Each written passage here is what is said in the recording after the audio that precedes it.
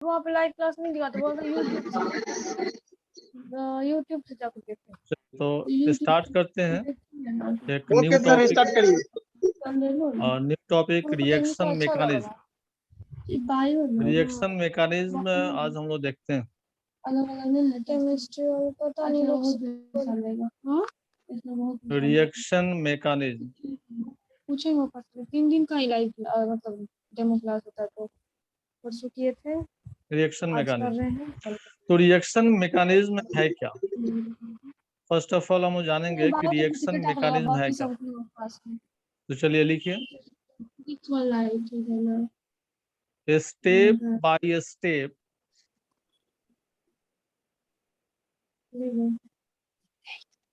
Analysis of a reaction, a step by step analysis of a reaction when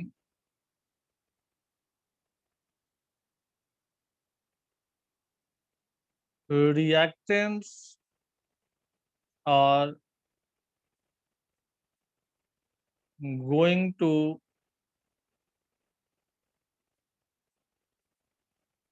converted into products.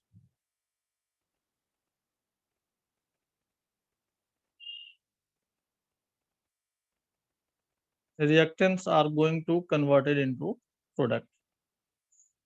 तो देखिए, step by step analysis of a reaction when reactants are going to converted into product.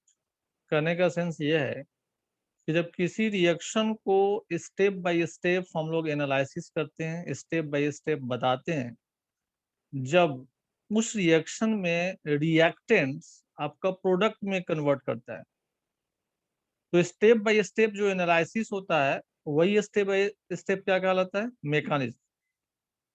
तो step by step analysis को हम लोग कहते हैं mechanism. चूंकि किसी पार्टिकुलर रिएक्शन का मैकेनिज्म होता है, इसलिए ओवरऑल इसको हम लोग रिएक्शन मैकेनिज्म कहते हैं। फिर से मैं बता दूं आपको कि किसी पार्टिकुलर रिएक्शन को जब हम लोग स्टेप बाय स्टेप एक्सप्लेन करते हैं, तो स्टेप बाय स्टेप एनालिसिस को हम लोग कहते हैं मैकेनिज्म। और किसी पार्टिकुलर रिएक्शन का वह आपका स्टेप बाय स्टेप एनालिसिस होता है, इसलिए ओवरऑल इसको हम लोग कहते हैं रिएक्शन मैकेनिज्म। जैसे एक सिंपल एग्जांपल देखो, जैसे कि RL NU minus general reaction है। यहाँ पर ये जो R है alkyl group, L is your living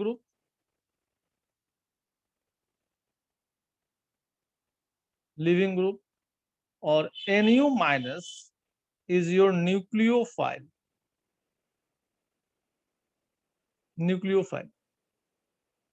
और ये रिएक्शन करने के बाद कन्वर्ट करेगा आपको RNU L माइनस। ये तो एग्जैक्टली अगर आप देखो तो ये तो लिविंग ग्रुप हो गया, लिविंग ग्रुप, और ये न्यूक्लियोफाइल हो गया। तो लिविंग ग्रुप अपने प्लेस को लीव करता है। एग्जैक्टली जो लिविंग ग्रुप होता है वो अपने प्लेस को लीव करता है।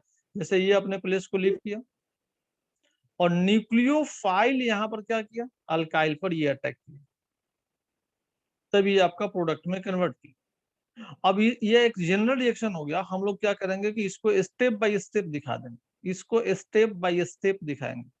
तो जो स्टेप बाय स्टेप मेरा एनालिसिस होगा वह मैकेनिज्म हो जाएगा, और ये क्या है? रिएक्शन है। तो ओवरऑल क्या कहेंगे? Reaction mechanism. तो इसको स्टेप बाय स्टेप कैसे दिखाएंगे? जैसे कि फर्स्ट स्टेप में देखो RL, मैंने बताया क्या कि L जो है वो क्या है? लिविंग ग्रुप है। L आपका क्या है? लिविंग ग्रुप है।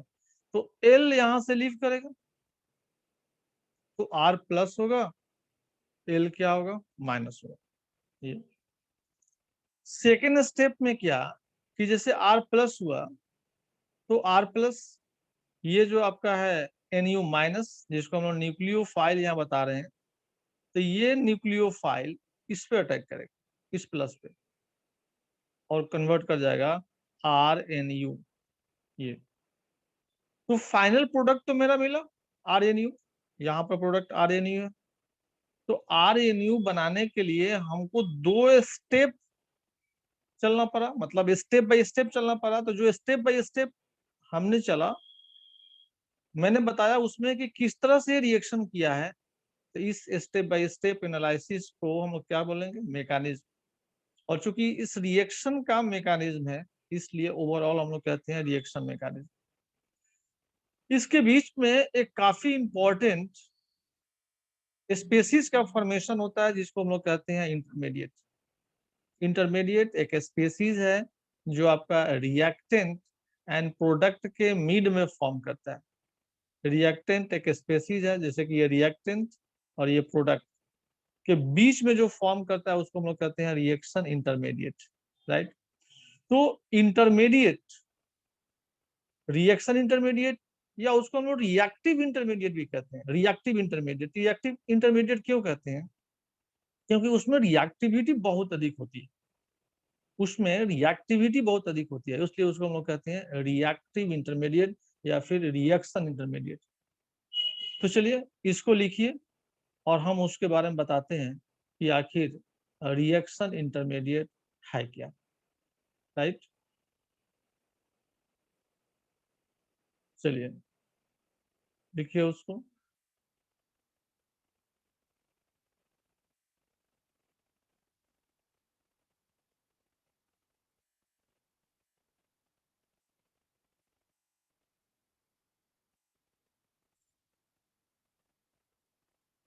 चलिए चंदा यस सर। लिख ले। नो सर, एक मिनट। हाँ लिखिए।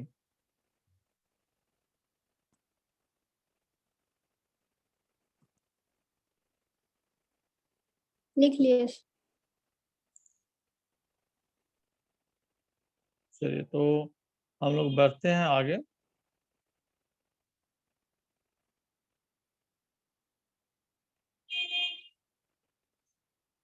यहाँ पर आप देखो कि हम रिएक्शन इंटरमीडिएट की बात करते हैं।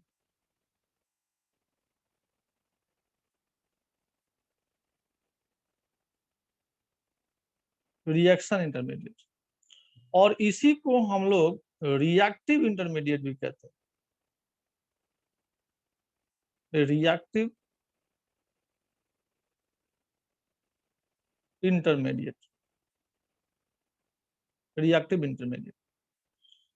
तो एग्जैक्टली ये है क्या रिएक्टिव इंटरमीडिएट, हम लोग कहेंगे किसको। तो मैंने बताया कि रिएक्शन में रिएक्टेंट एंड प्रोडक्ट के मिड में फॉर्म करने वाला स्पेसीज जो है वही क्या कहलाता है, रिएक्टिव इंटरमीडिएट। तो आप लिखोगे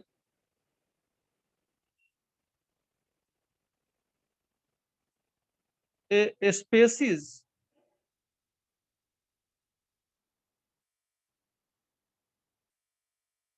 which is obtained between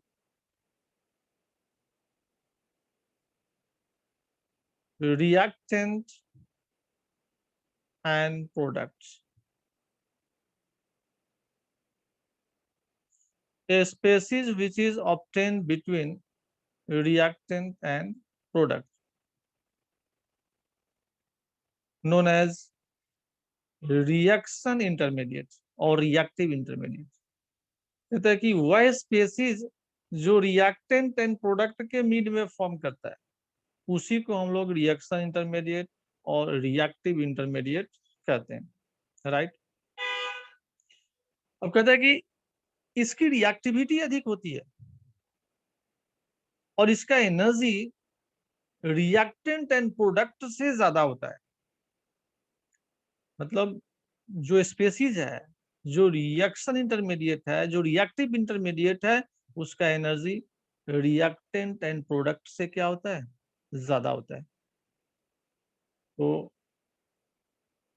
इसको हम लोग दूसरे वे से भी लिख सकते हैं। High energetic species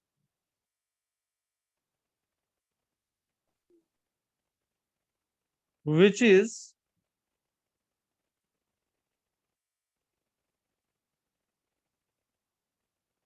obtained during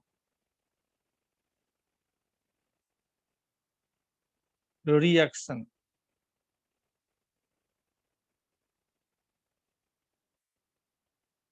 Known as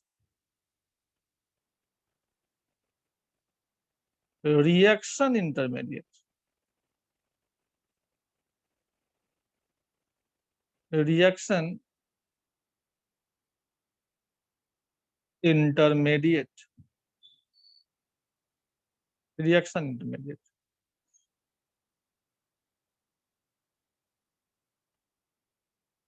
अब आप देखो कि मैंने यहाँ क्या बताया कि एक तो रिएक्टेंट इन प्रोडक्ट के मीड में फॉर्म करने वाला स्पेसीज हमारा कहलाता है, जिसको हम लोग रिएक्शन इंटरमीडिएट कहते हैं। और दूसरा, उसका एनर्जी सबसे अधिक होता है, उसका एनर्जी आपका रिएक्टेंट इन प्रोडक्ट से भी ज्यादा होता है, हाई एनर्जेटिक स्पेसीज कहलाता है, जिसकी रिएक्टिविटी बहुत अधिक होती है। तो इस टाइप के जो स्पेसीज होते हैं वो डिफरेंट टाइप के स्पेसीज होते हैं।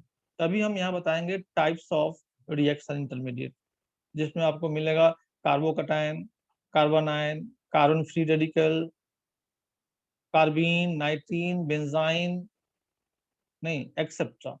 तो चलिए यहाँ पर लिखते हैं types of intermediate.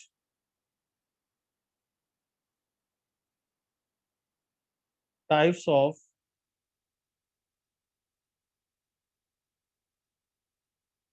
Reaction intermediate.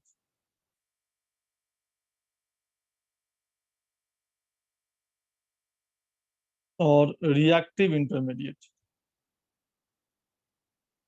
तो फर्स्ट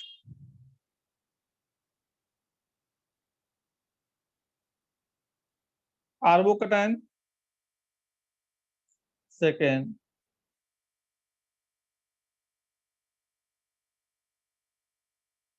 कार्बन, कार्बन आयन लिख, carbanion,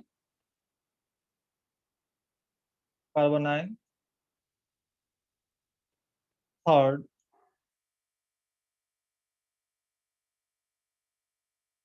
carbon free radical,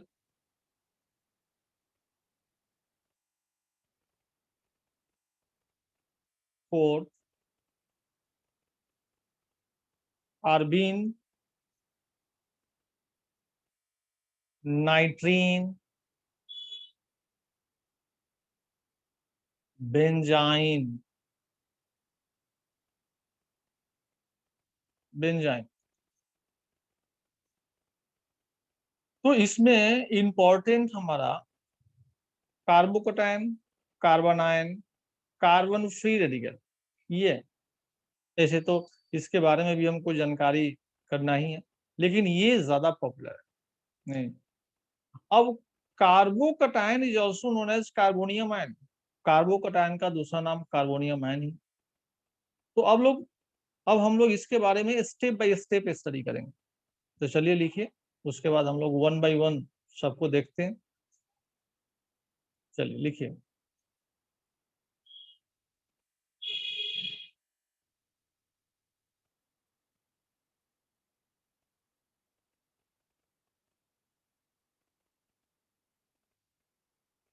चलिए सनोज सिंह, चंदा,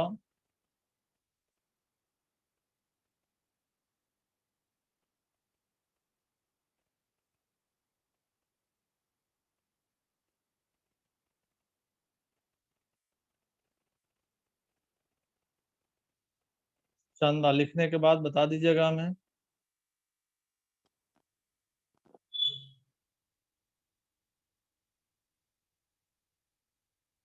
लिख लिया सर।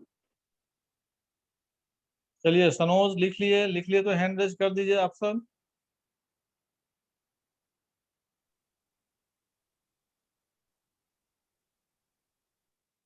गुड।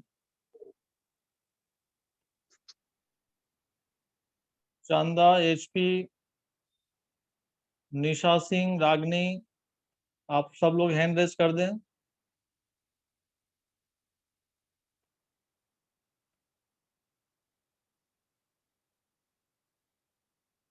रागनी, रागनी,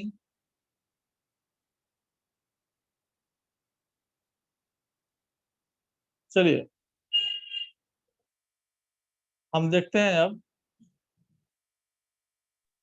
कार्बोकटायन के बारे में।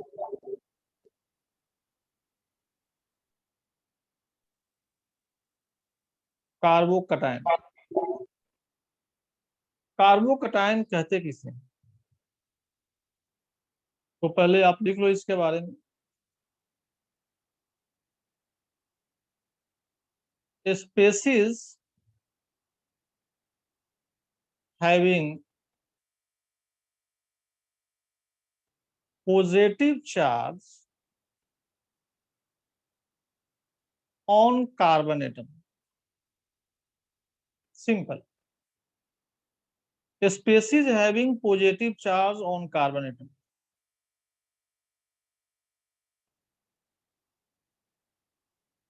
known as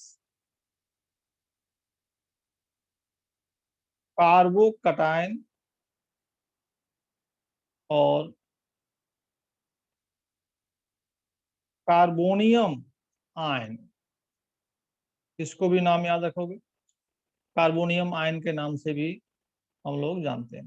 carbonium ion, carbocation और कार्बोनियम आयन। जैसे आप देखो CH3+, इसके कार्बन पर प्लस चार्ज है, CH3+, जिसको मिथाइल कार्बोकटायन कर सकते हैं। CH3CH2+, इथाइल कार्बोकटायन कर सकते हैं। CH3CH+ CH3 आइसोप्रोपाइल कार्बोकटायन कर सकते हैं, एक्सेट्रा। मतलब किसी भी स्पेसीज के कार्बन पर अगर प्लस चार्ज है, पॉजिटिव चार्ज है, तो आप उसको क्या बोलोगे? कार्बोकटायन। तब आप उसको कार्बोकटायन बोलोगे। नहीं तो किसी भी स्पेसीज के कार्बन पे क्या होना चाहिए? प्लस चार्ज होना चाहिए। अब अगर हम बात करें, जैसे एक सिंपल चीज बताए हुए थे कि ये जो कटायन है, तो कटायन होने के कारण कार्बन के कितने बॉन्ड आ रहे हैं? 3 बॉन्ड आ रहे हैं। तो कार्बन के 3 बॉन्ड है तो वो सिग्मा और पाई आप ऑलरेडी कैलकुलेट कर सकते हो। तो आप देखोगे कि कार्बन के जब 3 बॉन्ड है, 3 सिग्मा है, 3 सिग्मा है, तो sp2 हाइब्रिडाइजेशन होगा उस sp2 है। उसके बारे में जस्ट हम आगे बताएंगे।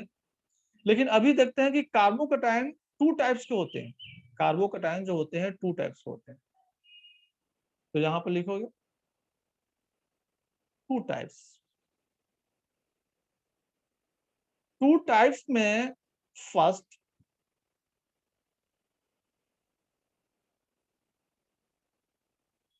Classical carbocation. क्लासिकल कार्बोकटायन, ये क्लासिकल कार्बोकटायन क्या है? तो सिंपल, स्पेसीज के कार्बन पर अगर पॉजिटिव चार्ज लोकलाइज्ड है, किसी स्पेसीज के कार्बन पर अगर पॉजिटिव चार्ज लोकलाइज्ड है, मतलब उसका प्लेस चेंज नहीं करना चाहिए, तब हम उसको क्लासिकल कार्बोकटायन के नाम से जानते हैं।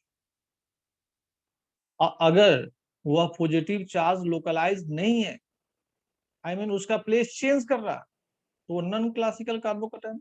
सिंपल। तो आप लिख सकते हो, if positive charge is localized over only one carbon atom,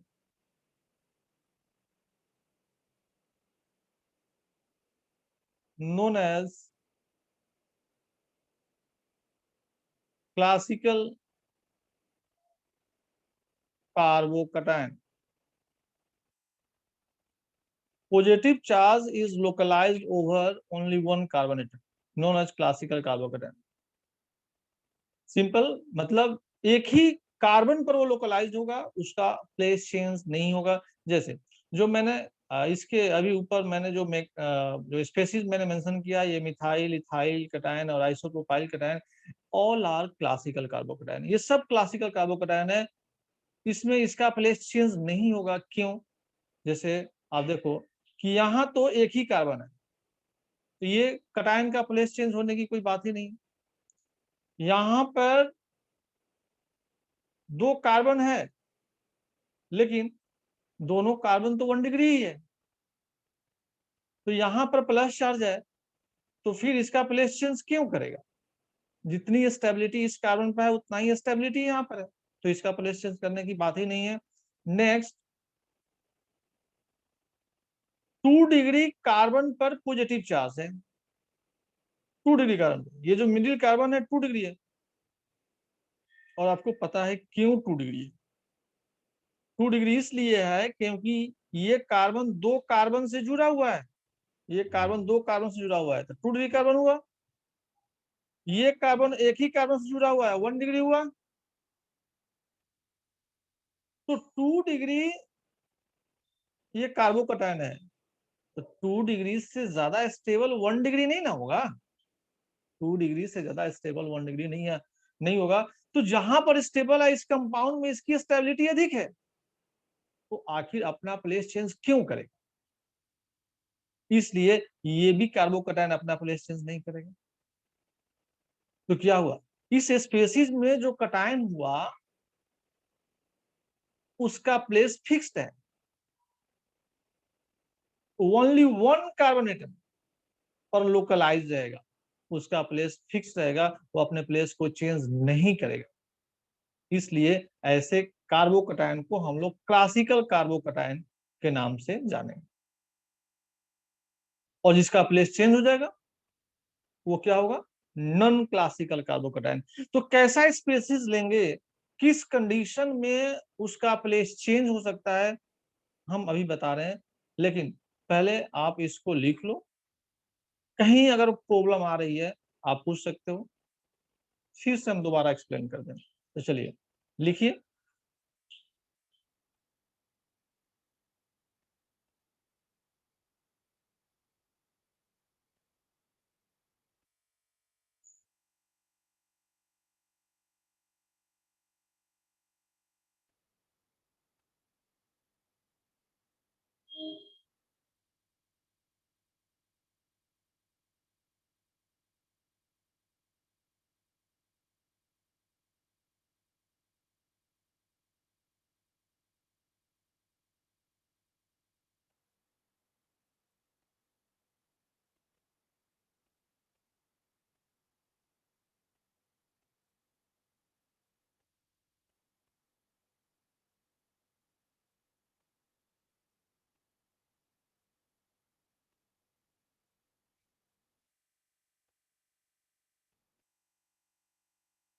चलिए, तो सब लोग लिखने के बाद हैंड रेज करेंगे।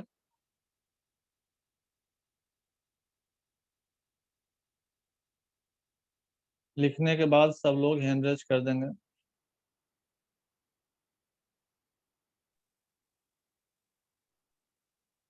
चंदा, HP, सनोज, निशा सिंह, लिखना के बाद आप लोग हैंड रेज कीजिएगा।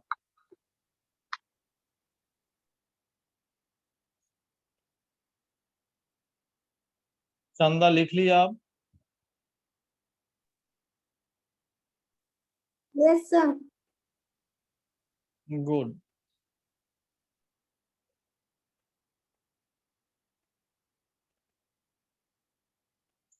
बातें समझ में आ रही है चंदा? Yes sir. Sanoj, Sanoj? Yes sir. Good. तो चलिए हम लोग रागिनी आपने लिख लिया, रागिनी रागिनी हैंड रेज आपने नहीं किया। चलिए तो कोई नहीं, हम बढ़ते हैं आगे। अब क्लासिकल कार्बोकैटायन के बाद हम बात करेंगे नॉन क्लासिकल कार्बोकैटायन की, राइट। तो देखते हैं non classical carbocation.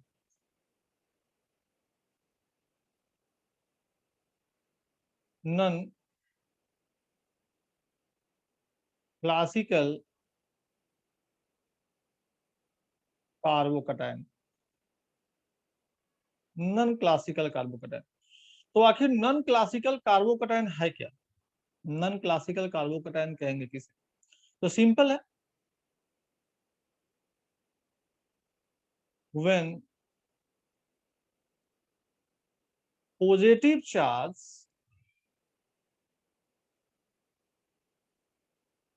Positive charge is not localized over only one carbon atom,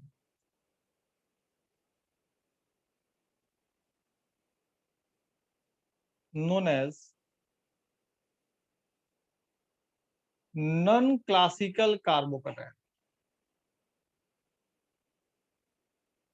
non-classical carbocation,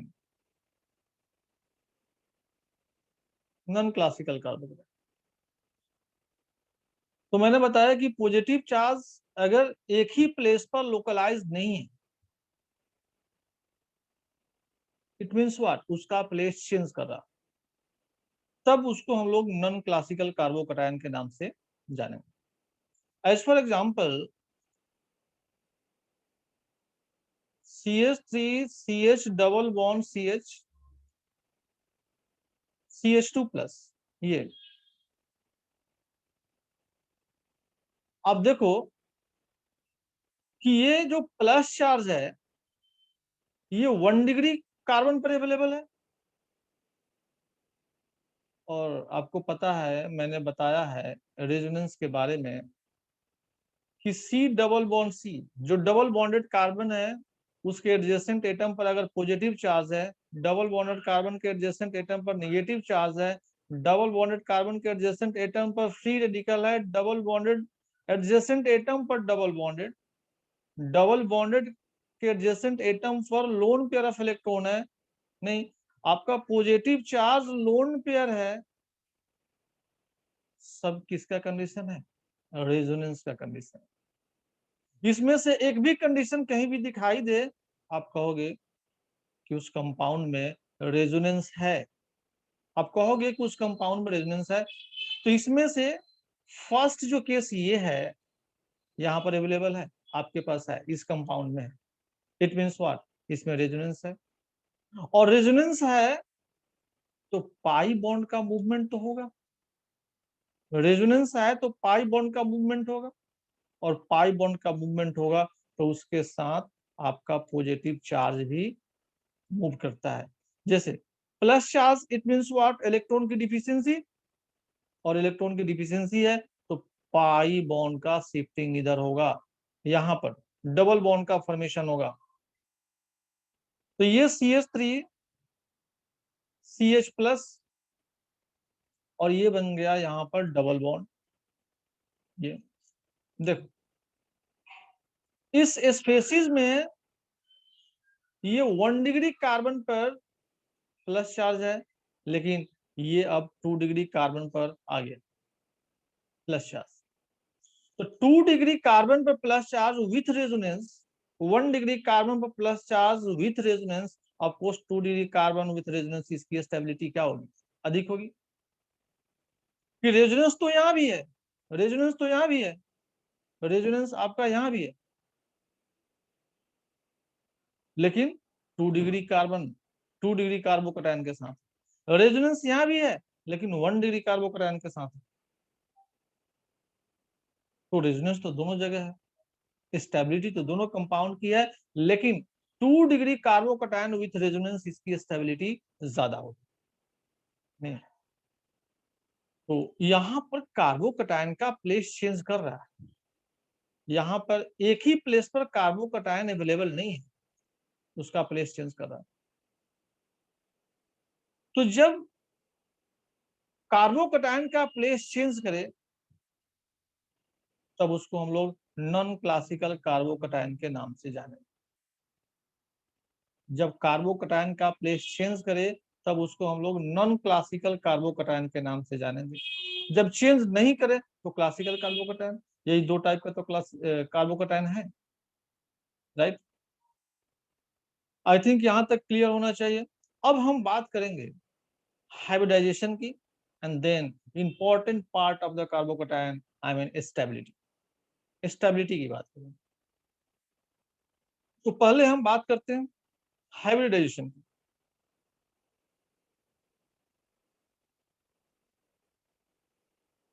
hybridisation simple, आप देखो कि जो कार्बन है, कार्बन का 3 बॉन्ड अवेलेबल है विथ पॉजिटिव चार्ज, यहाँ पर प्लस चार्ज। तो अगर एक्चुअली आपको याद होगा तो मैंने बताया था 3 सिग्मा है यहाँ पर, और मैंने बताया था 4 sigma 0 pi it will be sp3, 3 sigma 1 pi sp2, 2 sigma 2 pi sp hybridisation. नहीं, तो इसमें मैंने ये भी बताया कि चूंकि यहाँ पर तो पाई है नहीं, फिर भी हाइब्रिडाइजेशन तो हुआ। इसलिए किसी किसी कंपाउंड में अगर पाई नहीं भी हो तब भी हाइब्रिडाइजेशन वही होगा, आपको सिग्मा होना चाहिए।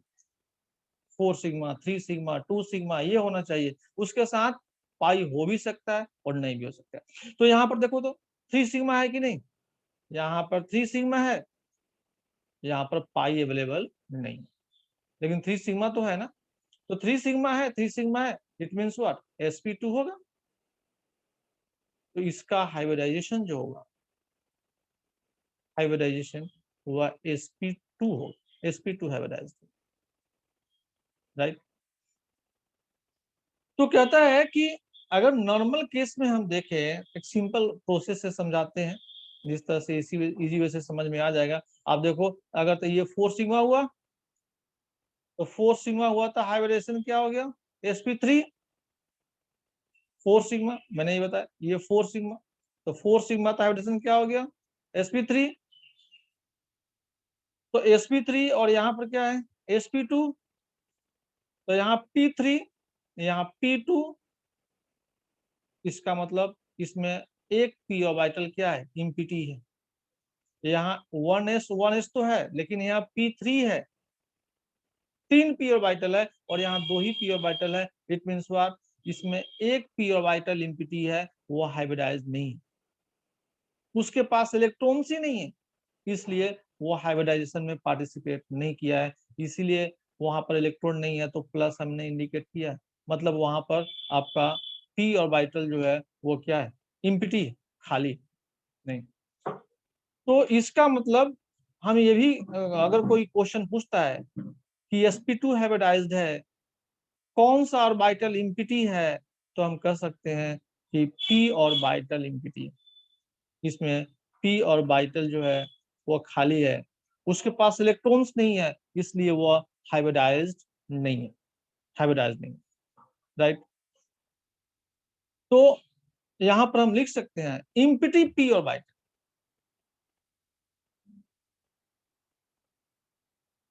Empty p orbital, empty p orbital नहीं, p ऑर्बिटल क्या होगा, खाली होगा, राइट।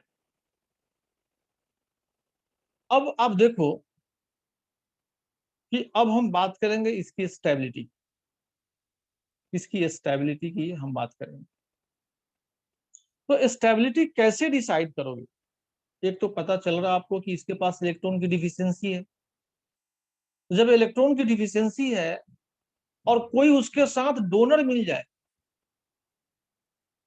इलेक्ट्रॉन की डिफिशियंसी है, अगर उसके पास कोई डोनर मिल जाए, तो डोनर मिल जाए तो क्या होगा, उसकी स्टेबिलिटी बढ़ेगी। जैसे कोई भिखारी है, उसके पास पैसा की कमी नहीं, पैसा की कमी है, और कोई उसको कुछ अमाउंट दे दे, तो ऑफकोर्स उस समय उसकी स्टेबिलिटी बढ़ जाएगी। तो इसके पास इलेक्ट्रॉन की डिफिशियंसी है, इसके पास इलेक्ट्रॉन की कमी है, तो अगर उसके साथ अगर कोई ऐसा ग्रुप हो जिसमें इलेक्ट्रॉन डोनेट करने की एबिलिटी हो, इलेक्ट्रॉन डोनेट करता हो, ऑफ कोर्स उस केस में उस कार्बोकैटायन की स्टेबिलिटी बढ़ जाएगी।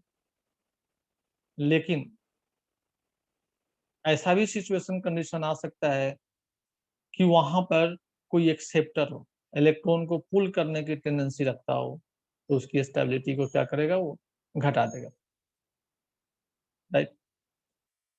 तो चलिए हम बात करते हैं यहाँ पर स्टेबिलिटी की बात करते हैं। जैसे सिंपल स्टेबिलिटी, स्टेबिलिटी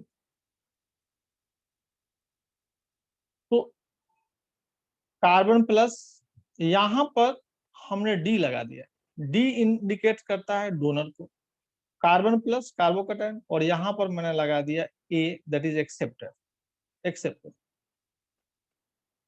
तो किस केस में इसकी स्टेबिलिटी अधिक होगी, ये हमको डिसाइड करना है। ये जो कार्बोकैटायन है जिस पर प्लस चार्ज है, जिसके पास इलेक्ट्रॉन की कमी है, तो डोनर के केस में स्टेबलाइज होगा या फिर एक्सेप्टर के केस में स्टेबलाइज होगा, किस केस में वो ज्यादा स्टेबल होगा। तो चंदा, क्या लगता है आपको, किस केस में ज्यादा स्टेबल होगा? डोनर से। डोनर के केस में। जैसे मान लो चंदा कि तुम्हारे घर के सामने एक भिखारी आया, वो आंख से अंधा था, ऑब्वियसली आंख से ही अंधा होगा, अंधा है तो आंख ही से होगा। हाँ, और दरवाजे पर खड़ा होकर बोलने लगा कि अल्लाह के नाम पर दे दे बाबा, अल्लाह के नाम पर दे दे। आपने दरवाजा खोलकर बाहर निकला, लेफ्ट राइट साइड देखा, कोई नहीं था, एक भिखारी था और आपने देखा कि वो अंधा है, और आप ये भी देखा कि उसके कटोरे में बहुत सारे पैसे हैं। आपने सोचा कि देने के बजाय अगर हम ले ही लेते हैं तो भिखारी क्या कर लेगा, ये देख थोड़े रहा है। आपने ये सोचकर उसके कटोरा में हाथ लगाकर उसके सारे पैसा को आपने साफ कर दिया। उसका कटोरा हिला तो भिखारी को लगा कि कोई कुछ हमें दे रहा है। उसने बोला अल्लाह भगवान आपको भला करे, और फिर वहां से आगे निकला और यही आवाज लगाना शुरू किया, अल्लाह के नाम पर दे दे बाबा, और कटोरा बजाना शुरू किया। तो अब उसका कटोरा नहीं बज रहा है, क्योंकि आपने उसका कटोरा साफ कर दिया था, सारे पैसे आपने निकाल लिए थे। जब दूसरा हाथ लगाया कटोरा में, तो एक भी पैसा नहीं मिला उसको। तो उस समय उसकी स्टेबिलिटी क्या लग रहा होगा उसको, उसकी स्टेबिलिटी बढ़ गई या घट गई? चंदा, घट गई सर। घट गई। चंदा, आप वहां पर डोनर थी या एक्सेप्टर? एक्सेप्टर। एक्सेप्टर। उसके पास पैसा की कमी थी, और आपने देने के बजाय उसका पैसा ही निकाल लिया, तो आप तो बन गए एक्सेप्टर। तो उसके पास पैसा की कमी और जो था आपने ले लिया, तो उसकी स्टेबिलिटी घट गई। अगर वही आप कुछ डोनेट करते तो उसकी स्टेबिलिटी बढ़ जाती। तो ऐसा करते हो क्या चंदा? No sir. हाँ। तो यहाँ पर स्टेबिलिटी, स्टेबिलिटी इंक्रीजेस अगर डोनर लगा दे तो, एक्सेप्टर के केस में स्टेबिलिटी डिक्रीजेस, अगर एक्सेप्टर लगा दें तो स्टेबिलिटी डिक्रीज कर जाएगा। नहीं, तो एक ही मेन कंसेप्ट है, donor increases stability of carbocation while acceptor decreases stability of carbocation. तो एक लाइन हम यहाँ पर नीचे लिख देते हैं, आप लोग लिख लो, donor increases while acceptor decreases, stability of carbocation.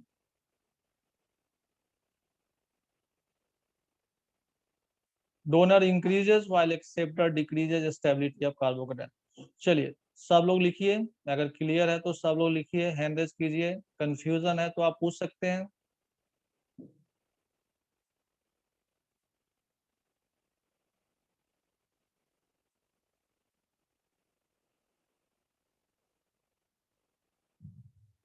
पूछने में शर्माना नहीं है. स्टडी में कभी शर्माना नहीं है. समझ में नहीं आया उसी समय बोलना है, नहीं तो एक कहावत है, जो करे शर्म उसका फूटे करम. स्टडी में ऐसा ही होगा. पूछने में शर्म कीजिएगा, आगे की बातें समझने में दिक्कत होगी. तो चलिए लिख लिए तो सब लोग हैंड रेज कीजिए और तब हम आगे बढ़ते हैं.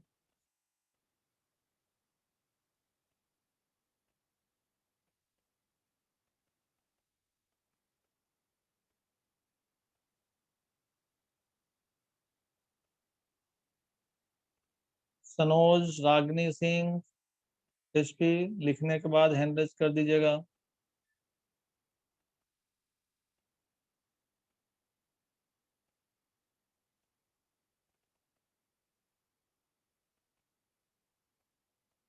रागनी,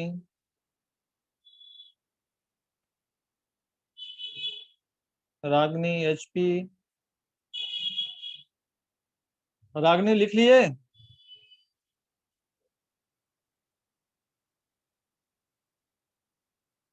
आवाज नहीं आ रही है रागनी. चलिए तो आगे बढ़ते हैं हम और देखते हैं इसके स्टेबिलिटी के बारे में. जैसे एक सिंपल क्वेश्चन हम लोग अगर यहाँ पर देखें, जैसे CH3+, CH3 CH2+,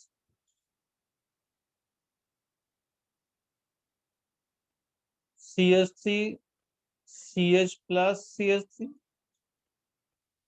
और next CH3 C+ CH3 CH3. किस केस में इसकी स्टेबिलिटी अधिक होगी? तो आप याद रखोगे कि जितने अल्काइल ग्रुप होते हैं, methyl, ethyl, propyl, butyl, hexyl, that is alkyl, all alkyls are donor. जितने सारे आपके अल्काइल होते हैं सब क्या होते हैं? सब डोनर होते हैं, सब डोनर होते हैं. तो यहाँ पर मिथाइल है डोनर, यहाँ मिथाइल है डोनर, यहाँ 2 मिथाइल है दोनों साइड से डोनर, यहाँ 3 मिथाइल है, यहाँ तीनों साइड से डोनर. तो आप ही बताओ, मैंने तो एक सिंपल इसका इंडिकेशन कर दिया है, रीजन बता दिया है. क्या लगता है किसकी स्टेबिलिटी सबसे अधिक है चंदा? फोर्थ फोर्थ फोर की स्टेबिलिटी, फोर की स्टेबिलिटी सबसे अधिक. एक और कंसेप्ट है जो मैंने आपको बताया है, याद होगा जब हाइपर कंजुगेशन हम बता रहे थे. हाइपर कंजुगेशन, हालांकि अभी डोनर के हेल्प से आप बता सकते हो, सभी डोनर है, 3 टाइम्स से डोनर है तो उसके अकॉर्डिंग भी उसकी स्टेबिलिटी अधिक है. और एक मैंने बताया था हाइपर कंजुगेशन, मैंने बताया था कि जो कार्बन पर जो प्लस चार्ज है उसके एडजेसेंट एटम पर जो आपके हाइड्रोजन है वो हाइपर कंजुगेशन में पार्टिसिपेट करते हैं. तो यहाँ 3 टाइम्स पार्टिसिपेट करेगा, यहाँ 3 3 दोनों साइड से है. 6 टाइम्स हाइड्रोजन है पार्टिसिपेट करने वाले, यहाँ 3 टाइम्स हाइड्रोजन है, और यहाँ पर 3 3 3 9 टाइम्स हाइड्रोजन है जो कि पार्टिसिपेट करेगा.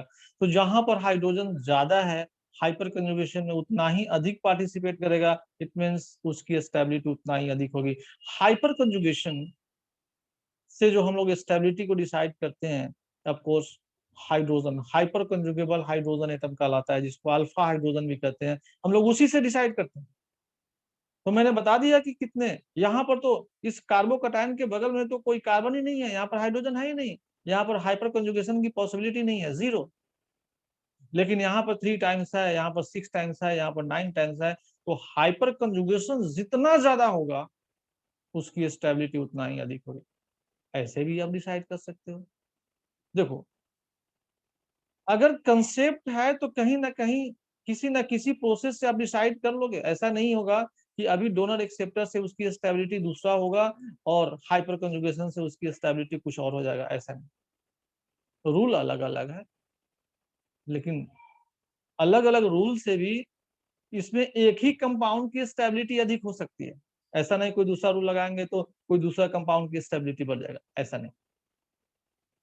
तो यहाँ पर स्टेबिलिटी ऑर्डर में सबसे ज्यादा स्टेबल हो गया 4, and then third, and then second, and finally first. ये हो गया स्टेबिलिटी ऑर्डर। नेक्स्ट देखो यहाँ पर, next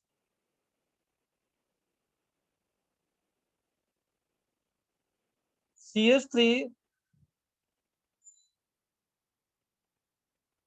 CH2 plus CH3 CH2 CH2 plus, अब नेक्स्ट देखो ये आपका, एंड फाइनली।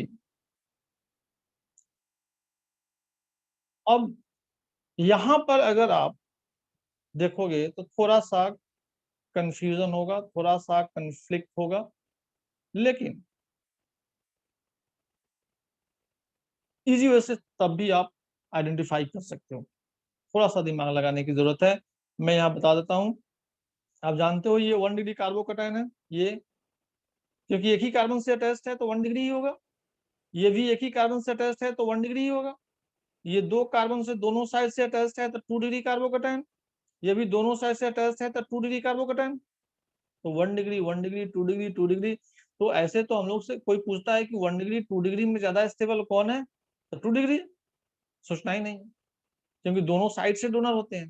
देख लो, दोनों साइड से डोनर है, यहाँ भी दोनों साइड से डोनर है, यहाँ एक ही साइड से डोनर है। लेकिन जब दोनों साइड से इसमें डोनर है, यहाँ भी दोनों साइड से डोनर है, तो स्टेबिलिटी है किसकी अधिक? यहाँ पर कंफ्लिक्ट हुआ ये 2 क्वेश्चन में। और यहाँ एक ही साइड से डोनर है, तो ये दोनों क्वेश्चन में ज्यादा स्टेबल कौन है? नहीं। तो यहाँ पर थोड़ा सा आपको सोचना होगा। तो एक प्रोसेस है जिससे आप आइडेंटिफाई कर सकते हो। नहीं, जैसे 2 भिखारी मिला, दोनों के पास पैसा की कमी है, उन दोनों भिखारी में भी ज्यादा भिखारी कौन है, सबसे कम पैसा किसके पास है, इसको भी आप आइडेंटिफाई कर सकते हो। तो यहाँ पर अनस्टेबल 1 डिग्री है, 2 डिग्री से कम स्टेबल 1 डिग्री है, 1 डिग्री की स्टेबिलिटी कम है, लेकिन 1 डिग्री भी तो 2 है। तो इसको भी तो आइडेंटिफाई करना है कि उन दोनों में भी स्टेबल कौन है। तो मैंने अभी बताया ना, hyper conjugation. Hyper conjugation yes. लगाओगे, दूध का दूध पानी का पानी। जो एक्चुअल स्टेबिलिटी होगा, जिसकी अधिक स्टेबिलिटी होगी, वो अपने आप बाहर निकल जाएगा। हाइड्रोजन चेक करोगे, हाइपर कंजुगेबल हाइड्रोजन एटम चेक करोगे, जिसके हेल्प से स्टेबिलिटी को हम लोग आइडेंटिफाई करते हैं, जिसके हेल्प से स्टेबिलिटी अधिक हो सकता है अगर हाइपर कंजुगेबल हाइड्रोजन एटम अधिक है। ऑफ कोर्स हाइपर कंजुगेशन में उसकी स्टेबिलिटी हाइपर कंजुगेबल हाइड्रोजन एटम पर ही डिपेंड करता है। तो चेक करो ना, फिर सोचना क्या। देखो यहाँ पर 3 हाइड्रोजन है जो हाइपर थर्ड कंजुगेशन में थर्ड पार्टिसिपेट करे। हाँ, थर्ड की स्टेबिलिटी अधिक होगी, एब्सोल्युटली राइट। फिर फोर्थ। चलो लिख ही देते हैं चंदा। थर्ड, थर्ड के बाद फोर्थ। फोर्थ, फोर्थ के बाद फर्स्ट। फर्स्ट। फर्स्ट। सेकंड। वाह, गुड, वेरी गुड। तो ये 3 हाइड्रोजन। इस कार्बोकैटायन के बगल में ये आपका है 2 हाइड्रोजन। जस्ट कार्बोकैटायन से जो डायरेक्टली अटैच्ड कार्बन है, उस पर जो हाइड्रोजन है वही हाइड्रोजन हाइपर कंजुगेशन में पार्टिसिपेट कर सकता है, दूसरा कोई नहीं। तो यहां पर तो 6 हो गया और यहाँ पर 3 एंड बगल वाला यही है, नहीं तो 5 हो गया, राइट। तो सबसे ज्यादा 6 मतलब थर्ड, उसके बाद 5 मतलब 4। अब देखो 1 डिग्री, तो अगर डोनर एक्सेप्टर से डिसाइड करते तो गलत होता, कहते कि ये तो बड़ा डोनर है, ये छोटा डोनर है, तो बड़ा डोनर ज्यादा स्टेबलाइज करेगा, गलत। तो हाइपर कंजुगेशन जो डोनर एक्सेप्टर हम लोग यूज करते हैं कि डोनर स्टेबिलिटी को बढ़ाता है, पोस्ट डोनर स्टेबिलिटी को बढ़ाता है, लेकिन हाइपर कंजुगेशन से डोनर हो तब उसकी स्टेबिलिटी और अधिक होती है। रेजोनेंस से डोनर हो तब तो और ज्यादा स्टेबल हो जाता है। प्रोसेस जो है, कौन सा प्रोसेस आप अप्लाई कर रहे हो और किस प्रोसेस की जरूरत है, कौन सा प्रोसेस वहां पर है। अब रेजोनेंस नहीं है, रेजोनेंस अप्लाई करोगे, पॉसिबल है नहीं। यहाँ पर सिंपल डोनर, इंडक्टिव इफेक्ट जिसे कहते हैं, और हाइपर कंजुगेशन दोनों पॉसिबल है। तो जो डोमिनेंट फैक्टर है उसका यूज करना चाहिए। जैसे डॉक्टर के पास जाना है, जल्दी जाना है, साइकिल से और मोटरसाइकिल से, अरे भाई मोटरसाइकिल हो ना, जल्दी पहुंचोगे, जान बच जाएगी, स्टेबिलिटी होगी। तो हाइपर कंजर्वेशन, यहाँ 2 टाइम्स ही हाइड्रोजन पार्टिसिपेट कर रहा है, यहाँ 3 टाइम्स हाइड्रोजन पार्टिसिपेट कर रहा है, ये ज्यादा प्रोवाइड करेगा, इलेक्ट्रॉन को ज्यादा स्टेबल होगा। नहीं, तो हाइपर कंजुगेशन बेस्ट प्रोसेस है। अगर रेजोनेंस चाहता तो रेजोनेंस से डिसाइड करते, नहीं तो यहाँ पर स्टेबिलिटी हाइपर कंजुगेशन से डिसाइड करोगे, आपका क्लियर जो ऑप्शन होगा वो नजर आएगा, राइट। तो इस तरह से हम लोग यहाँ पर स्टेबिलिटी को डिसाइड कर सकते हैं। आई थिंक ये क्वेश्चंस क्लियर होंगे, और क्लियर नहीं होंगे तो आप पूछ सकते हो, लेकिन फिलहाल इसको आप लिखो और हैंड रेज कर दो कि हम कंफर्म हो जाए कि आपने लिख लिया। लिखने के बाद हैंड रेज कर दो आप सब।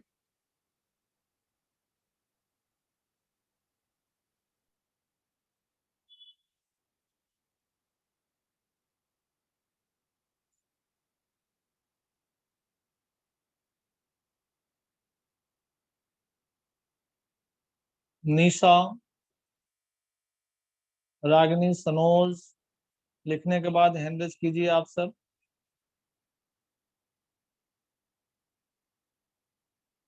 जब तक नाम न लेंगे हैंड रेज नहीं करेंगे सब लोग। चलिए कोई नहीं, रागिनी, रागिनी कंप्लीट हो जाए तो हैंड रेज कर दीजिएगा। ये रागिनी लगता है नाराज है भाई, ये तो हैंड रेज करती ही नहीं। चलिए कोई नहीं, आ, आप लिख चुके होंगे, चलिए बढ़ते हैं आगे। इसमें देखिए, यहाँ पर CH3 CH2 CH2 plus, next CH2 double bond CH2 plus, right. और अब CH3 CH2 प्लस, अगर इसमें स्टेबिलिटी को डिसाइड करना हो, इसमें स्टेबिलिटी, और आई थिंक आप लोग अप्रोच कर सकते हो। फिर भी हम जानना चाहेंगे 1 to 3 में किसकी स्टेबिलिटी अधिक होनी चाहिए, किसकी स्टेबिलिटी अधिक होनी चाहिए, क्या लगता है। तो सेकंड एक चीज, हाँ बोलिए चंदा, क्या बोल रही। सेकंड वाला स्टेबिलिटी ज्यादा होना, सेकेंड वाला स्टेबिलिटी क्यों चंदा। रेजोनेंस हो रहा है सिर्फ। वाह गुड, वेरी गुड। इसमें रेजोनेंस है, मैंने भी बताया कि डबल बॉन्ड के एडजेसेंट एटम पर प्लस चार्ज है, इसमें रेजोनेंस है, इसमें रेजोनेंस है। ऑफ कोर्स इसकी स्टेबिलिटी सबसे अधिक होगी यहाँ पर सेकेंड। अब चंदा कैसे डिसाइड करोगी? अब तो दोनों में किसी में रेजोनेंस नहीं है, अब कैसे डिसाइड करोगी? थर्ड होगा सर। थर्ड हाइपर क्यों? Hyper conjugation, absolutely right. यहाँ पर 3 हाइड्रोजन, यहाँ पर 2 हाइड्रोजन, स्टेप बाय स्टेप चलने। तो थर्ड की स्टेबिलिटी अधिक होगी एंड देन फास्ट। ये तो स्टेबिलिटी में सबसे ऊपर ऐसे जनरल नॉर्मल कंपाउंड में अगर हम बात करें तो एरोमेटिक, उसके बाद रेजोनेंस, उसके बाद hyperconjugation and then inductive effect. इसके अकॉर्डिंग हम लोग डिसाइड करते हैं। चलिए एक और क्वेश्चन देते हैं।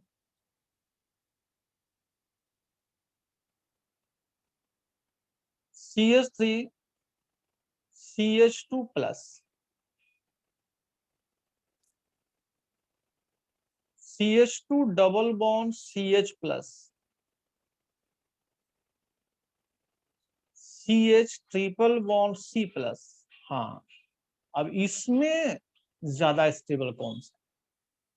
अब ये बताना होगा।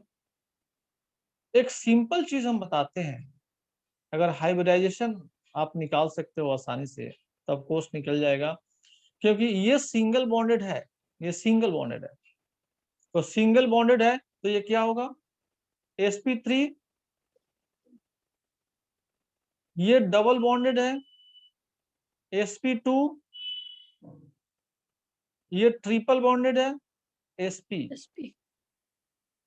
sp3 sp2 sp। हमने बताया था कि अगर इलेक्ट्रोनिगेटिविटी की बात करें, अगर हम इलेक्ट्रोनिगेटिविटी की बात करें, इलेक्ट्रोनिगेटिविटी की बात करें तो इलेक्ट्रोनिगेटिविटी सबसे ज्यादा sp में, उसके बाद sp2 में, उसके बाद sp3 में। sp का पुलिंग टेंडेंसी ज्यादा होता है, उसके बाद sp2 में होता है, उसके बाद sp3 में होता है। तो sp का पुलिंग टेंडेंसी अधिक है, इसका मतलब बॉन्ड को पुल करने की टेंडेंसी अधिक है, इसका मतलब वो स्टेबिलिटी को क्या करेगा? डिक्रीज कर। तो यहाँ पर जो sp हाइब्रिडाइज्ड है, कार्बोकटायन प्लस चार्ज इलेक्ट्रॉन की डिफिशियंसी, इलेक्ट्रॉन की कमी, और यहाँ पर sp है, पुलिंग टेंडेंसी इसका अधिक है। तो चंदा स्टेबिलिटी अधिक होगा कि कम? कम होगी सर। कम होगा। तो इसमें ज्यादा स्टेबल कौन सा होगा चंदा? फर्स्ट वाला। फर्स्ट, क्योंकि पुलिंग टेंडेंसी कम। अगर हम कहते हैं कि इसकी पुलिंग टेंडेंसी कम है, इसका मतलब डोनेटिंग टेंडेंसी ज्यादा है। इट मींस फर्स्ट जो है वो ज्यादा आपका डोनेटिंग पावर रखता है, इसलिए उसकी स्टेबिलिटी अधिक होगी। तो स्टेबिलिटी अगर फर्स्ट की अधिक होगी, देन सेकेंड की, एंड देन थर्ड की। आई थिंक ये क्लियर होगा। आप लोग लिखिए और लिखकर हैंड रेज कर दीजिए, और क्लास को यहीं पर रुकेंगे और मिलते हैं फिर ब्रेक के बाद अगले क्लास में। तो आप लोग लिखें और हैंड रेज कर दें कि मैं कंफर्म हो जाए कि आप सबने लिख लिया।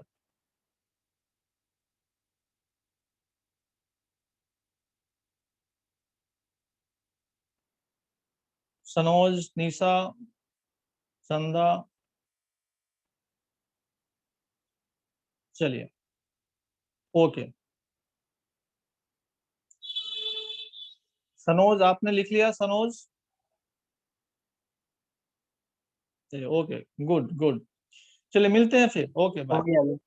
Okay bye. Bye bye. Thank you sir.